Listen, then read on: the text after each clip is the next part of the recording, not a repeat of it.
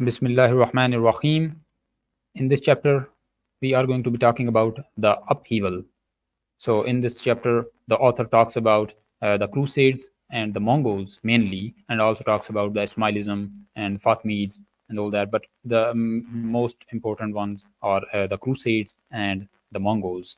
And Mongols are like the most important one in this period.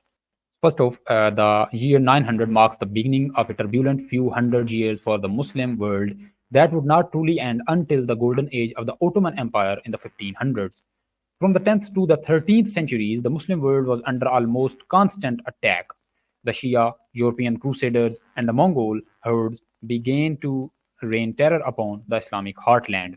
First off, we would talk about the Ismailism. Since its development, Shiism has based itself around the idea of an alternative to the mainstream Sunni caliphate. When Shiism itself was divided into many sects, different ideas about how to bring about the imamate developed. The Twelvers, the largest group, seem to have preferred political inaction. In their view, since the 12th Imam went missing, no legitimate Muslim government could exist without him. For the Seveners, however, such complacency would not do. They believed the seventh Imam Ismail had gone into hiding to avoid being caught by Abbasid authorities sometime in the mid 700s.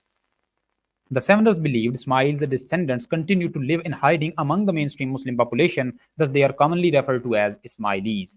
So, this is what we are going to be talking about. So, the truth about Ismail's life and even whether or not he ever existed is lost somewhere in the realm of history and mythology. What is clear is that soon after his disappearance or death, missionaries began to travel throughout the Middle East and North Africa trying to build support for the Ismaili imamate. The Abbasids did everything they could to eradicate the threat the Ismailis posed. This only served to push the Ismaili movement further underground and away from Abbasid reach. The Ismaili missionaries spread throughout the major cities of the Muslim world and seem to have gathered support not based on their revolutionary ideas but on any discontent people may have with the Abbasid authority. So they were especially popular among the lower classes, non-Arabs who resented Arab rule, and the traditional Bedouins who had always hated central authority. And then we have Karamita. After decades of missionary work, the Ismailis were ready to strike the first major blow against Sunni power right around the year 900 CE. The Ismaili missionaries had managed to rouse up the Bedouin tribes of the eastern Arabian Peninsula to become a real threat to the Abbasids. Known as the Karamita, this group of Ismailis struck unexpectedly into Syria in 903 when they captured Damascus and defeated an Abbasid army sent to conquer them. Their control of Syria was short lived, however, and they were forced back into the Arabian desert just 2 years later. From 905 onwards, the Karamatians took on to a new approach to bringing about an Ismaili revolution. Instead of seeking to conquer land and establish a new government, they resorted to terrorizing the Abbasids from their base in Bahrain in order to achieve their political goals. In 906, they massacred 20,000 people traveling to Mecca for the pilgrimage. In the mid 920s, the Iraqi cities of Basra and Kufa were sacked by the Karmatians, and even Baghdad itself came close to being captured by Bedouin raiders. Their sacrilegious attacks reached a peak in 928 when the Karamita attacked Mecca, massacred its population, and stole the black stone from the Kaaba, moving it to Bahrain, where it would remain until 952 CE. This is the map showing Karamita. Then the extremism of Karamita. So religiously, the Karamita were extremists who incorporated fanatical apocalyptic ideas as well as pre-Islamic religious beliefs into their worldview. Visitors to Bahrain relate that in Karamita domain, one could not find mosques or even people praying.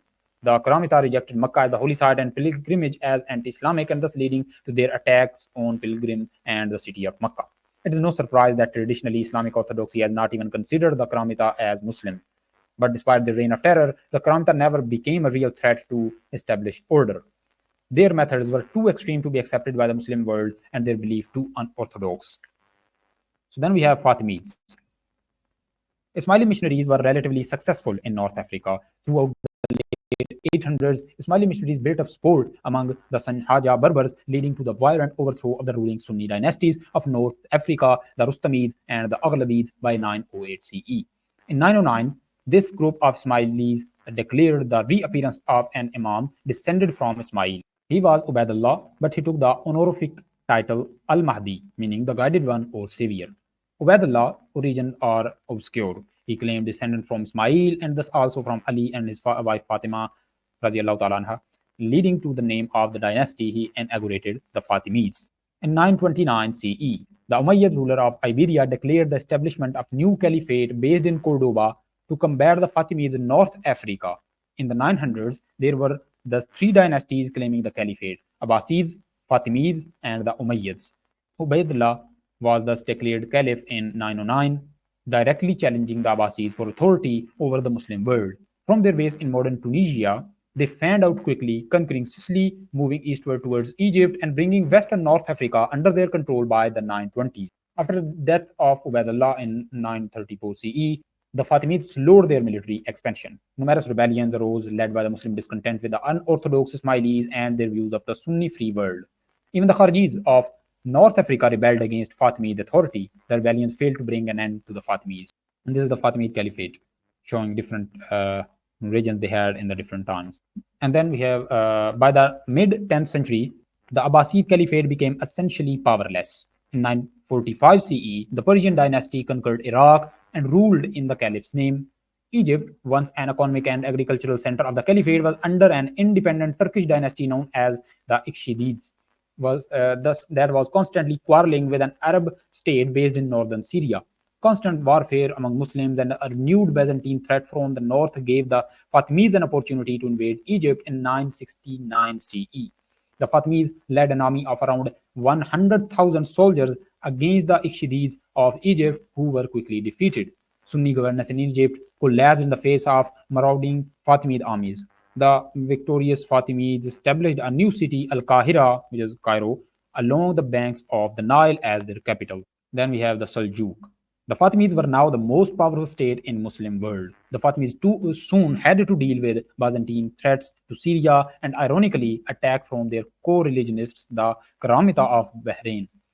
From their who consider the Fatimids not extreme enough in their Ismaili beliefs. The capital of the caliphate thus escaped conquest by the unorthodox Fatimids, and Sunni world had come time to recover and build strong political and military institutions under the Seljuk Turks in the 11th century. Then the Fatimids had to make do with North Africa, Egypt, and the holy cities of Mecca and Medina and parts of Syria and Palestine. Al-Azhar University was established in Cairo in 970 in an effort to spread Ismaili beliefs among the mainly Sunni population of Egypt. One of the most interesting attempts to bring Ismailism to the masses was from 996 to 1021 CE during the reign of the Fatimid Caliph al-Hakim, infamously known as the Mad Caliph. Christians and Jews suffered as he ordered the destruction of churches and synagogues throughout his domain, including the Church of Holy Sepulchre in Jerusalem, where Christians believe Jesus was buried and resurrected. Assurances for the safety of the church made by Umar in 637 CE were ignored, and the site was entirely demolished in 1009 CE. Muslims were banned from performing communal prayers according to the norms of the Sunni Islam, and the Fatimid Caliph's name was inserted into the Friday prayers, giving them an Ismaili leaning. On a whim, all of the dogs of the village near his palace in Cairo were killed because their barking annoyed the caliph. He decreed all business must be conducted at night. Chess was banned, presumably because he was not good at it, and the consumption of mulukhia, which is the staple Egyptian food, was outlawed. He was placed the great. He even placed the great Muslim physicist Ibn al-Haytham under house arrest because he failed to build a dam across the Nile. To the relief of the many of his subjects, the reign of the Mad Caliph ended one night in 1021 CE when he ventured out into the desert alone and mysteriously disappeared. So the Fatimids slowly declined in power through the 11th and 12th centuries. They were finally eliminated by Salahuddin during the Crusades and other conflict which wreaked havoc on the Muslim world. And this is what we are going to talk now, the Crusades. Perhaps no other conflict in Western and Islamic history has been as emotionally charged as the Crusades. The entire conflict itself was based around the city of Jerusalem, holy to Jews, Christians, and Muslims alike. Starting in 1095 CE, 200 years of conflict commenced that would fundamentally reshape Christian Europe as well as the Muslim world for good. Then we have the Seljuks. The impetus for the Crusades began far from Jerusalem in Central Asia.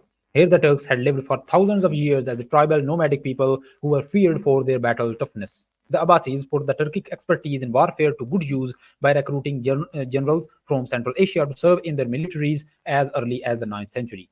Mass migration of Turks soon followed as tribes moved out of Central Asia and into the Islamic world.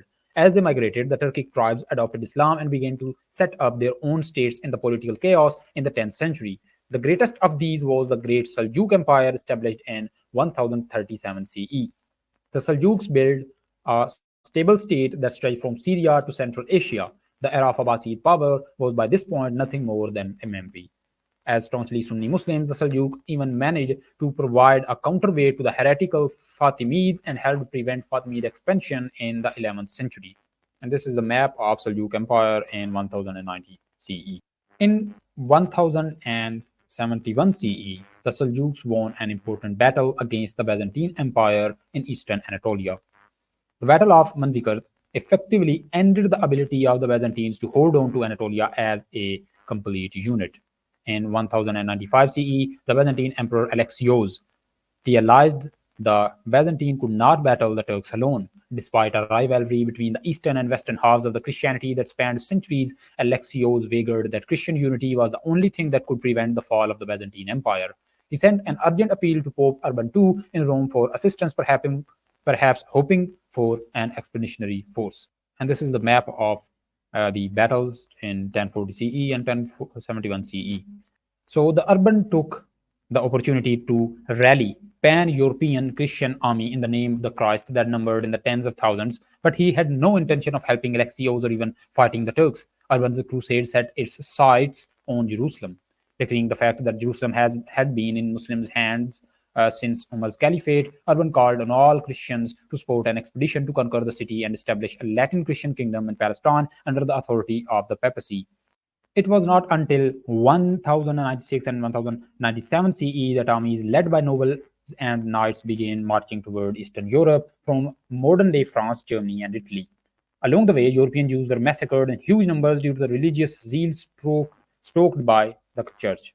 The First Crusade was so fearsome that when it arrived at the walls of Constantinople, Emperor Alexios refused to allow them entry into the city for fear that they would plunder it as they did with dozens of cities and towns along the way. The 30,000 strong army crossed the Bosphorus and began a long march through Anatolia that the new established Turks were unable to resist. In late 1097 CE, the Crusaders reached Antioch, a well-defended major city that today lies near the border of Turkey and Syria. This was to be the first test of Crusades. And this is the depiction of the siege of Antioch from a 15th century miniature painting. So the siege of Antioch reveals much about the political situation of the Middle East late in the 11th century. The major cities of Syria, Damascus, Aleppo, Antioch, and Mosul were all disunited, and their emirs had all been in perpetual war throughout the 1090s. When the ruler of Antioch, Yagisian, asked for help from his Turkic brethren against the Crusaders that surrounded his city, he received no response.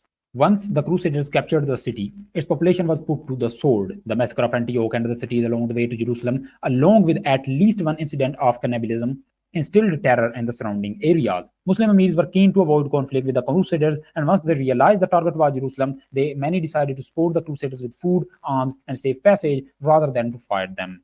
By the summer of 1099, the Crusaders finally reached the walls of Jerusalem. Then we have the fall of Jerusalem. Jerusalem was in no position to defend itself. In the years before, it had gone back and forth between Fatimid and Seljuk control, and its defenses were in shambles. Furthermore, the Fatimids were slow to recognize the threat the Crusaders posed to Jerusalem, and there was nothing more than a token garrison in the city, certainly not enough to withstand a siege against tens of thousands.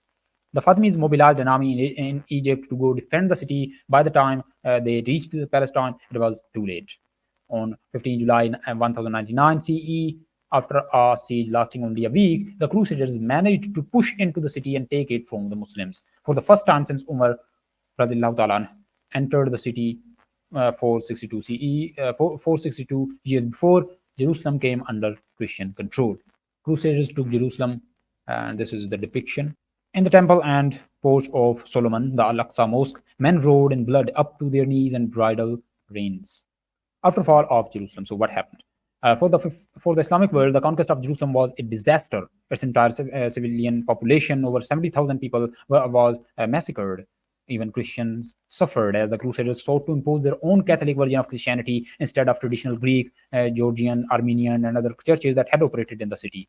Expressions of anger and vengeance raged in Cairo and Baghdad. The Fatimids were defeated in the battle on the coast of Palestine, and after that, they did not make much of an effort to liberate the city. Meanwhile, the Abbasid Caliphate was still powerless, and the Turkic emirs in Syria, Iraq, and Persia remained in the state of constant civil war. More cities, including the ones that had earlier aided the Crusaders in their march to Jerusalem, were conquered, and within a few years, four Crusader kingdoms ruled the Mediterranean coast. This is the map of the Crusader states in 1135 CE. So East meets West. In the New Middle East of the early 1100s, East and West began to mix into the Holy Land for the first time since the arrival of Islam. The Frankish knights who conquered the region began to establish European-style feudal societies like the ones in medieval Europe. No mass migration of European peasants came into the Holy Land. Rather, the existing Arab Muslim demographic was incorporated into a European style feudal society. This became one of the entry points for Muslim knowledge in Europe as more enlightened crusaders took home knowledge of the sciences and philosophy that they were exposed to in the Levant. Economically, the Crusaders marked the beginning of the new ties between the East and the West. The most enterprising sailors of the medieval Europe were the Italian city-states. Once the Crusader kingdoms were established and consolidated, Italian states such as Genoa and Venice regularly sent fleets of merchants to the Holy Land. Trade in goods that were once distant and unreachable now became commonplace. The result was a huge influx of wealth into the Italian peninsula and the hands of the leading trading families of the major city-states.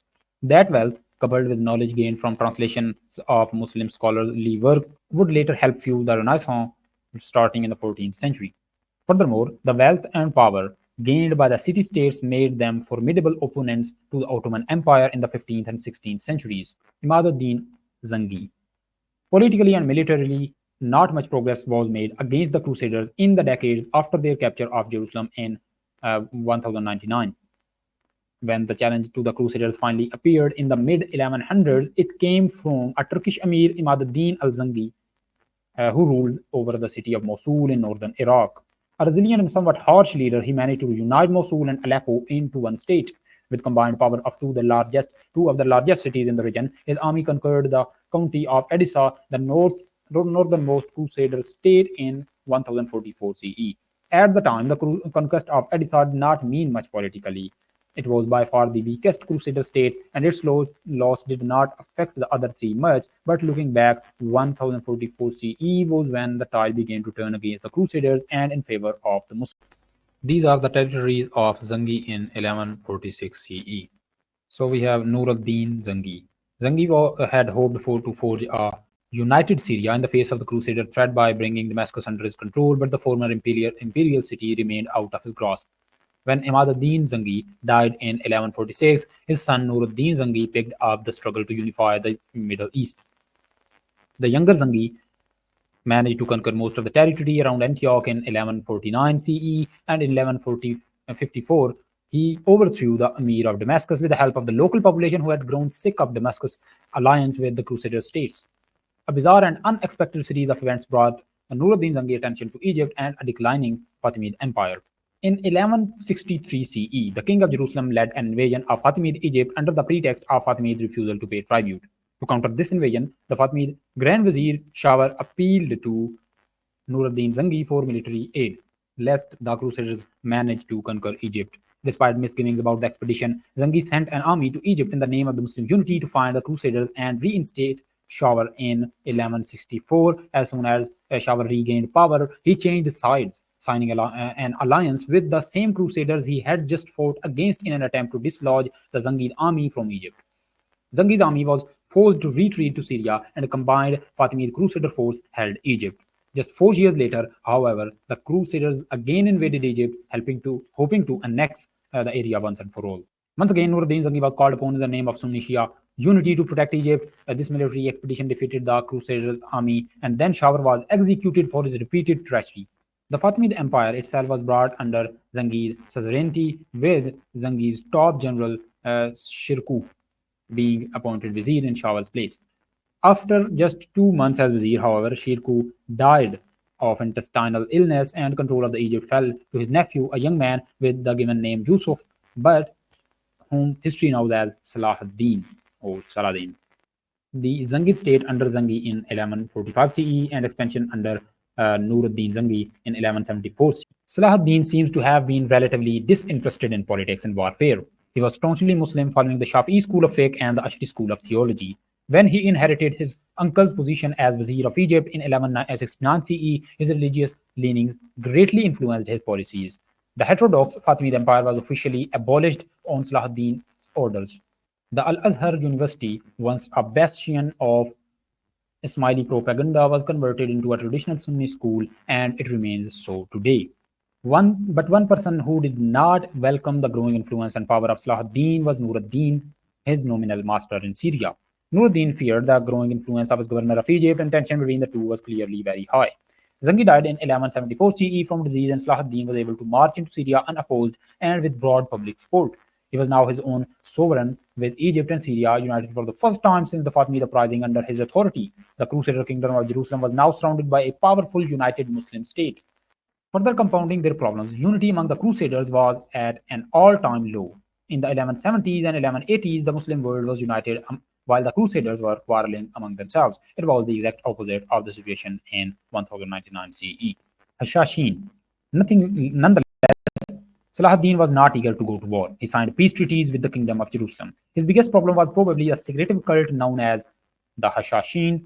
Their name was corrupted to assassins in the West, an extremist group of Ismailis who believed the Fatimids had failed to bring a promised Shia revolution.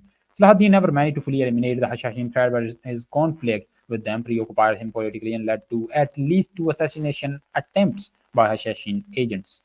Salahuddin was forced to bring his focus back to the Crusaders in the mid 1180s after repeated provocations by hawkish knight Reynald de Chatillon, who had broken numerous peace treaties, massacred a Muslim pilgrimage caravan, and even attempted to attack Mecca itself.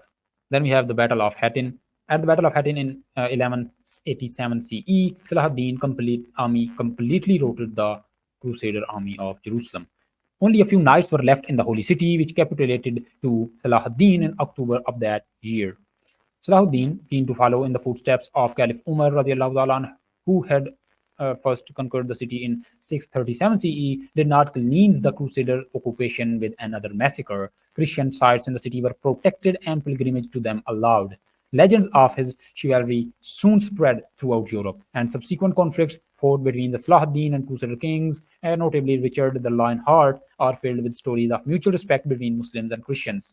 This is a depiction of the Battle of Hattin from a 13th century manuscript of Chronica Majora, depicting the capture of the True Cross by Saladin. Then we have the Ayyubid dynasty, which is the dynasty founded by Salahuddin. So Salahuddin domain evolved into Ayyubid dynasty after his death.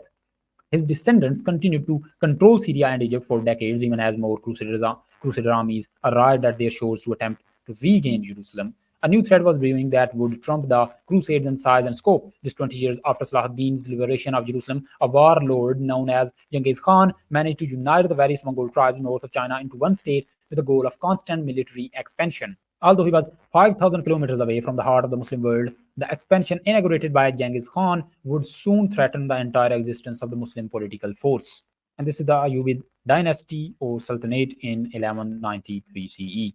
And now the fourth one, and the main ones, the Mongols.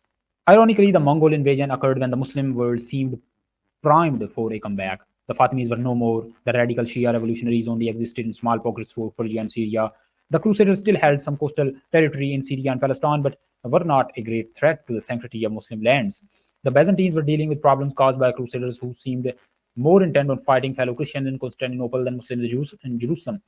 Yet the stability of the early 1200s was short-lived. Within 10 years of coming to power, the nomadic Mongols managed to conquer and hold the entire northern half of China. Genghis Khan's attention then turned westward. Central Asia plains were similar to the landscape the Mongols hailed from, and the conquest of this vast region was quick and severe. By 1219, Genghis Khan ruled a land empire that stretched from Korea to the borders of the Muslim world in Persia. And this is Genghis Khan.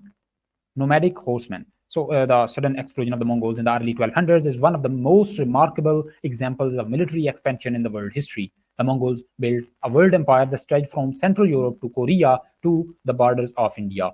It was their nature as nomadic horsemen that made them capable of such conquests. The Mongols practically lived on horseback, and thus long distances and roadless terrain that deterred conventional armies were no barrier at all. Terror of Mongols. In addition to their impressive speed, the Mongols employed a deliberate campaign aimed at instilling great terror in the hearts of their enemies. When the Mongols arrived at an enemy city, the defending garrison was given three options. The first option was to avoid fighting, capitulate to the Mongols, and join the Mongol army. The second option was resistance. If the city resisted the Mongols and lost, as most cities did, its entire garrison would be put to the sword and city looted. The third option involved mass resistance to the Mongols by both the city's armed garrison and the civilians. If that occurred, the Mongols promised to kill every single soul inside the city, a fate that numerous towns and cities across Asia faced. With such tactics, it is no surprise that the Mongols were able to snowball through Asia, creating the world's largest empire. From Iraq to China, those in the way of the Mongol expansion commonly chose subservience to Mongol overlords rather than face the wrath of the Khan. Khwarezmian Empire. The Muslim state that touched the borders of the Mongol Empire was the Khwarezmian Empire. This empire picked up many of the pieces left by the demise of the Seljuk Empire, uniting most of the Persia under the rule of Shah Muhammad, who reigned from 1200 to 1220. During his reign, the Abbasid Caliphate caliphs, who had been essentially powerless since the mid 10th century, began to exert more direct authority. The Caliph al Nasir was the first Abbasid to lead an army out of Baghdad in centuries, as he consolidated most of Iraq and parts of Persia under his rule. Shah Muhammad was not entirely ready to accept the caliphate with real sovereignty, as he was expanding his own power throughout the Muslim world. Naturally, this meant conflict between the caliph's young state and Khwarezmian empire of Muhammad. Perhaps it was because of this conflict, or perhaps it was Muhammad's over reliance on overworked slave soldiers. But the Khwarezmians were not prepared when Genghis Khan and his fearsome warriors arrived on the Muslim frontier in 1219 CE. And this is the Khwarezmian Empire in 1215 CE. So the Khwarezmian decided to pick a fight with the Mongols. When merchants from the Mongol Empire entered the Khwarezmian domain, they were put to death as spies. Needless to say, Genghis Khan was less than pleased with this development, especially since he seems to have desired peaceful relations with the Muslim state. He swore vengeance, and the next year Mongol armies arrived in Muslim lands for the first time, beginning a period of destruction for the Muslim civilization in Persia, Iraq, and Syria. The Mongols combined their superior fighting ability with siege engines brought in from China to quickly conquer the major cities of eastern Persia.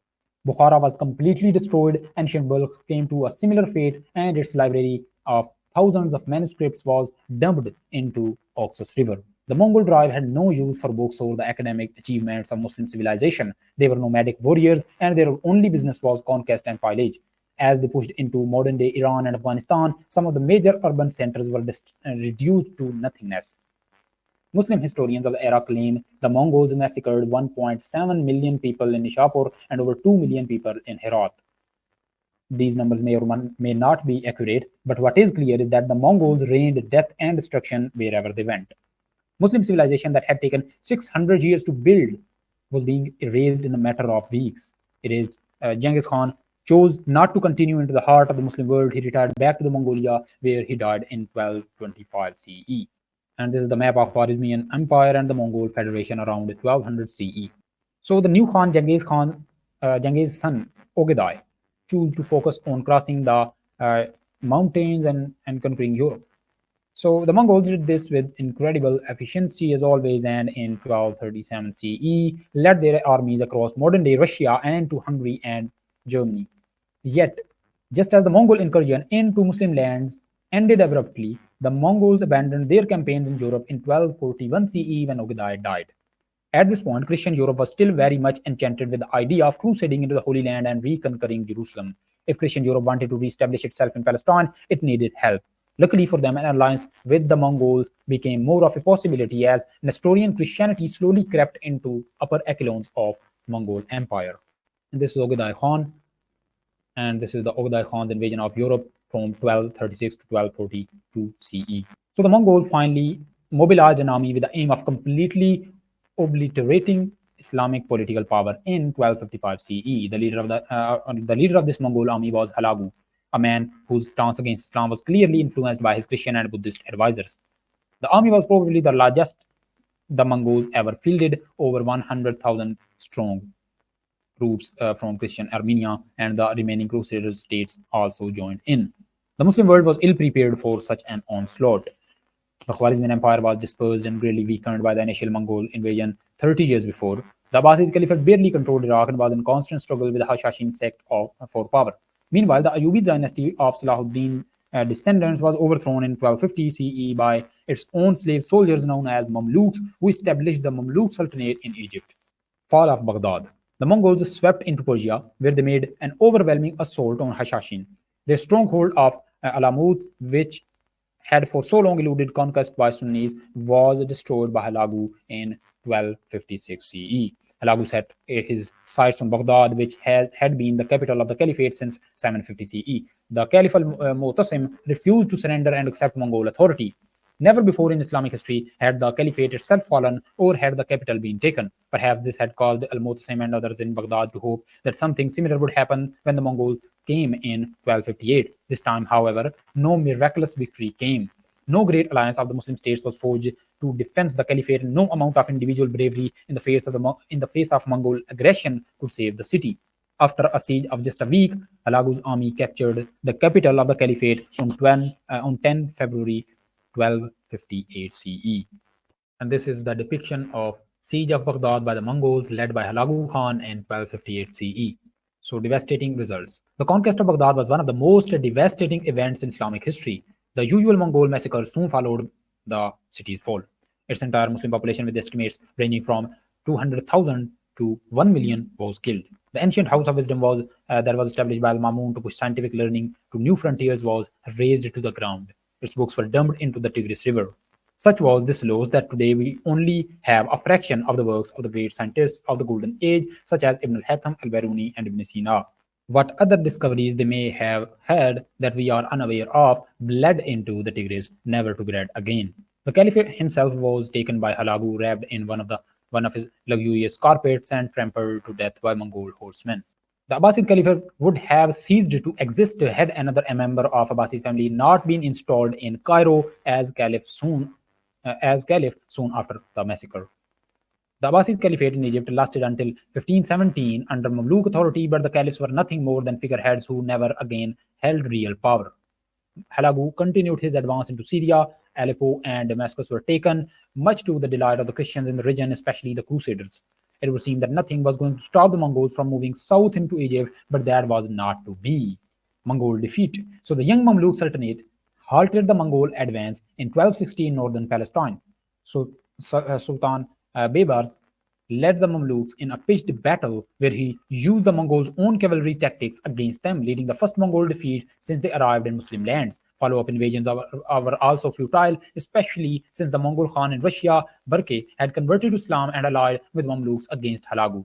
This Mongol civil war between the Muslim Barke and the pagan Hulagu meant a temporary reprieve for the Muslim world. And this is the Battle of An Jalut, which is the decisive battle between Muslims and the Mongols.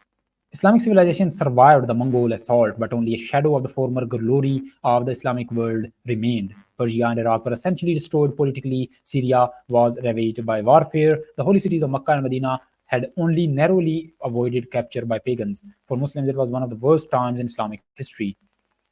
Ibn Taymiyyah. As a result of the destruction of the 13th century, serious theological questions arose. Ibn Taymiyyah, from 1263 to 1328 CE, argued that the problem was that Muslims digressed from the correct practice of Islam and that the Mongol disaster was the result of the Muslims losing their way. Much like Al-Ghazali 200 years before him, he sought to purge Islam from what he saw as innovations that ran contrary to the examples of Muhammad sallallahu alaihi wasallam. He rejected the legitimacy of Muslim leaders who did not uphold Islamic law and conduct themselves in an Islamic fashion. This brought him into inevitable conflict with both Mongol and Mamluk rulers, leading to numerous imprisonments and eventual death in the citadel of Damascus. His ideas helped spawn hope for many in the Muslim world that if they simply adhered to a pure and unaltered version of Islam, they could once again rise up to become world dominators. Rebirth. Islamic civilization would in fact experience a rebirth, but not in the traditional heartland of Islam between the Nile and Oxus rivers. Instead, this rebirth began in the northwest frontier of the Muslim world, where the nomadic warrior society of the Turks clashed with the established and urban Byzantine Empire. And this is the end of this lecture. And in the next lecture, we are going to be talking about not the continuity of this one, but another one which is about Al-Andalus. So next chapter, we're going to be talking about the history of Al-Andalus, because that's an important one. And after that, we would come back to kind of continuing this history.